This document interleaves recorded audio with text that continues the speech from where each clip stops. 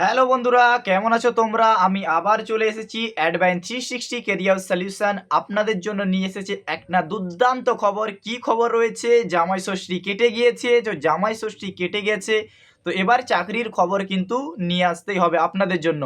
তো জামাই ষষ্ঠী যারা ভালো ভালো খেয়েছেন এবং ভালো চাকরির খোঁজে ছিলেন তাদের জন্য ভালো সুখবর এনে নিয়েছি। কি রয়েছে দেখুন, এসবিআই এর তরফ থেকে হায়ারিং চলছে। এফওএস পদে এগ্রিকালচার যেটি ডিপার্টমেন্ট রয়েছে সেই পদে কিন্তু হায়ারিং চলছে।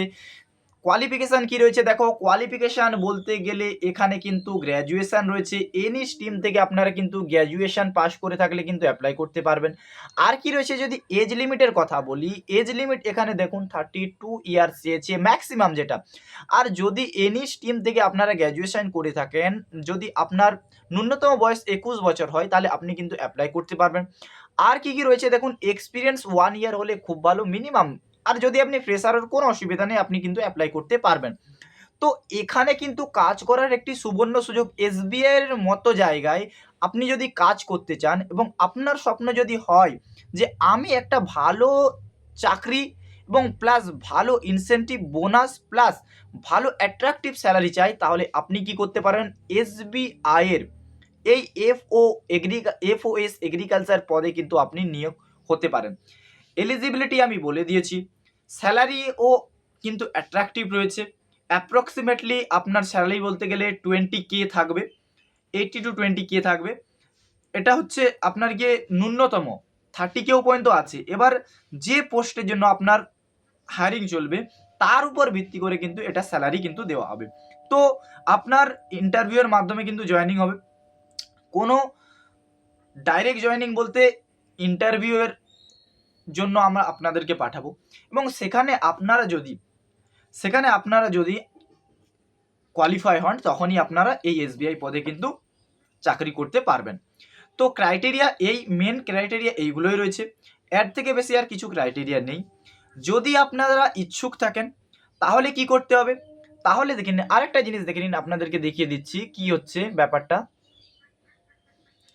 আমাদের কিন্তু অ্যাপ্লাই কিন্তু খুব কমই ভ্যাকেন্সি রয়েছে এখানে। তো অ্যাপ্লাইয়ের জন্য কি করতে হবে, আপনাদেরকে এসবিআই এই শাখাগুলো রয়েছে, আপনারা দেখে নিতে পারবেন যে উলুবেড়িয়াতে রয়েছে, তারপরে মালাঞ্চতে রয়েছে, এইগুলো জায়গাতে কিন্তু অফিস রয়েছে।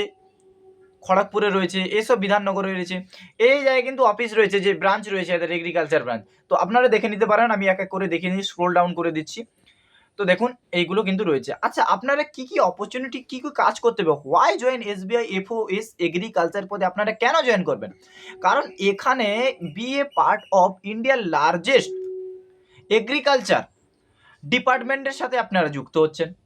ওয়ার্ক ইন এগ্রিকালচার, আপনি এগ্রিকালচার নিয়ে কাজ করতে পারবেন, এগ্রিকালচার আর সম্পর্কে আপনি জানতে পারবেন এবং মানুষকে কি করতে পারবেন এর সম্বন্ধে বলতে পারবেন। এক্সাইটিং কেরিয়ার অপরচুনিটি রয়েছে আপনাদের পাশে। সার্ভ ফার্মার বিল্ড নেশন, মানে কিছু ফার্মারকে আপনি জয়েন করবেন এবং একটি বড় নেশন তৈরি করতে পারবেন। মানে বলতে গেলে আমাদের নেশনের দিক থেকে আপনি কিন্তু অনেক ভালো একটা কাজ করতে পারবেন।